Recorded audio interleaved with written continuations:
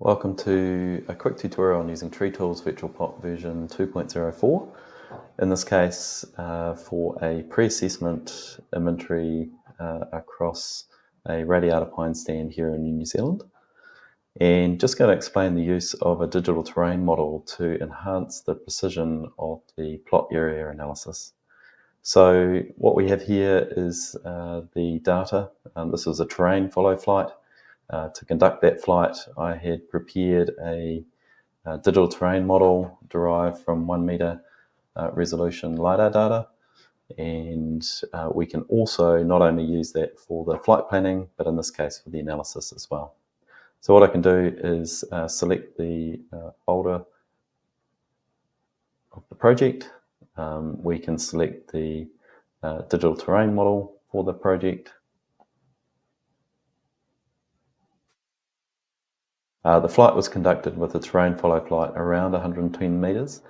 However, that's just going to initially set the plot size by providing it in the parameter 2 here for flight parameters. The actual above ground level will be determined from the digital terrain model and of course the height provided above ellipsoid within each image. So we can go ahead and process that data. On the left-hand side, you can see those images appearing within the folder. On the right-hand side, we can start to see the actual AI results and detections. You'll notice in the right-hand corner of the AI detections, we've got a field there called AGL. You'll notice that that field is now reporting 110 meters or 108 meters there, 107 above the digital terrain model. That's increasing the area measurement precision to give a better stocking estimate.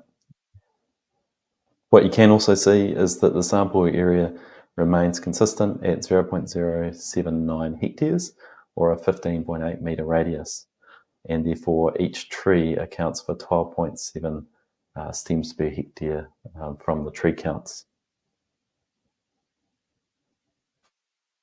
Key here is that this particular drone, the Matrice 300, is RTK enabled, and so therefore the height measurements are very precise.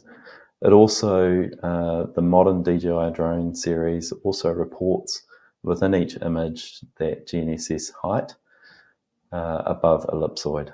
And so we can use that in relation to the DTM to get a very precise height of the drone and therefore increase the precision of the area measurements. So that analysis is completed and the normal outputs are provided. I'm just going to also cover off some of the older drones like the DJI Phantom series or the DJI Mavic 2. In that case, they actually don't report the height above ellipsoid. They just report the height above takeoff point. And so therefore not quite as useful for us for analysis of the DTM. However, if, as an example, we have a look at a data set like this, so in this case I'm going to use example dataset 2. What we can see here is a post-thinning operation, and here we have a photo that has been taken on the ground.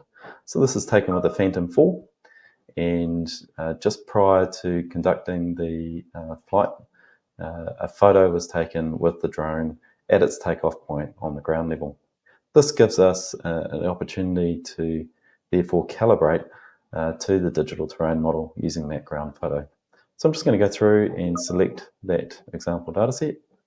In this case here, I'm going to also go through and select the digital terrain model related to that dataset, and of course select Go. I am aware that this was flown at around 120 meters, so I'll just update that. And we are looking at a post-thinning operation, so choosing that particular model. The tree heights, again, around 10 meters is precise to plus or minus 5 meters, which is fine. Choose Go. You will notice that the analysis has paused with the recommendation. Just noting that due to the drone type not supporting recording of height above ellipsoid, only height above takeoff point, it is recommended to select a photo which has been taken at the takeoff point with the drone on the ground. This will allow precise plot area assessment when using a digital terrain model for processing. So what we can now do is we can select that photo that was being taken on the ground here.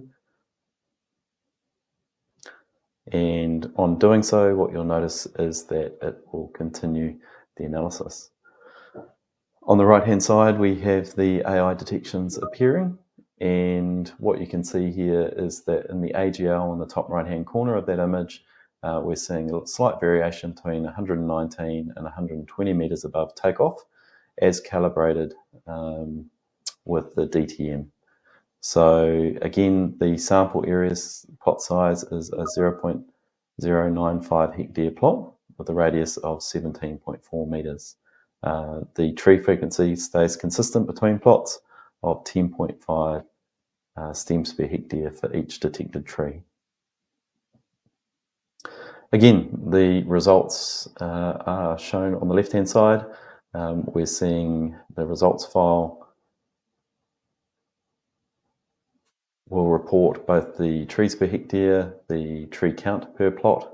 On the far right here, what we will see is that we have been using a takeoff image together with a digital terrain model, and the above ground source is calibrated with that terrain model and that takeoff point.